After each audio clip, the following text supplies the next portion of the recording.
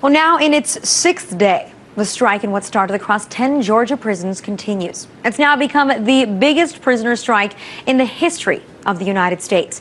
And these prisoners mobilized in peace, using cell phones to communicate with one another. They named December 9th as the strike day and refused to leave their cells or perform any work. Now, their demands are the following: a living wage out of their cells. But in at least 4 prisons, the prisoners have continued to peacefully strike. But is there any chance that they'll actually get what they're asking for? Well, joining me to discuss it is Jeffrey Ian Ross, criminologist at the University of Baltimore. Jeffrey, thanks so much for being back. How you doing? Well, if this is really the biggest prison strike in U.S. history, I mean, that sounds pretty incredible, and yet I don't really see it on any of the TV screens. Do you?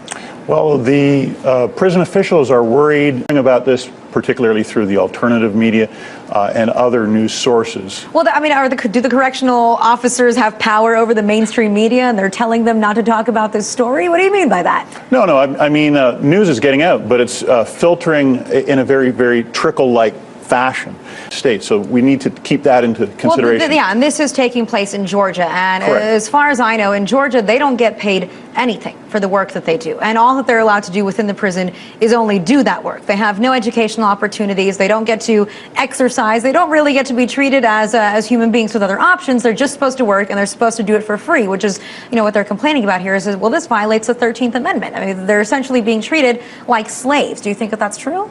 Well, I mean, are you saying that these are frivolous? Yeah. Obviously not for these prisoners. And it's important for them to make money so that they can fund their commissary account. They get through their commissary account, they get to buy food, they get to buy nominal health items like soap, shaving cream, like those sorts of things. Once again, it varies from Department of Correction to Department of Correction.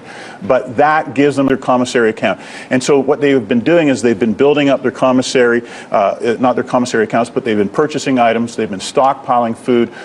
So who cares what you want? I mean, that is the attitude, you could say, in America. Definitely. But is that necessarily right, that just because somebody is locked up for a crime that they should no longer be treated, and I repeat it again, you know, humanely? I mean, we created a second class of citizens whom we've restricted all access to education opportunities for. I mean, how else do we expect these people to get out and then try to, become a member of society again? No question about it. Some departments of corrections are better than others. The basic human rights.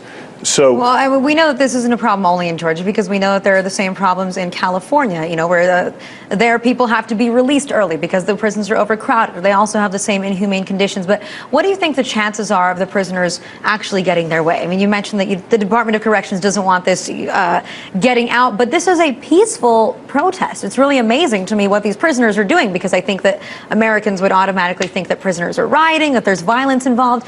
These men are asking for demands in a very peaceful manner. Yes, it's very unique because it is a peaceful. They want here. Well, we'll see. It has been Hopefully 6 days days in, but we'll definitely keep compromise. following this. Jeffrey, thanks so much for being here. Thank you very much.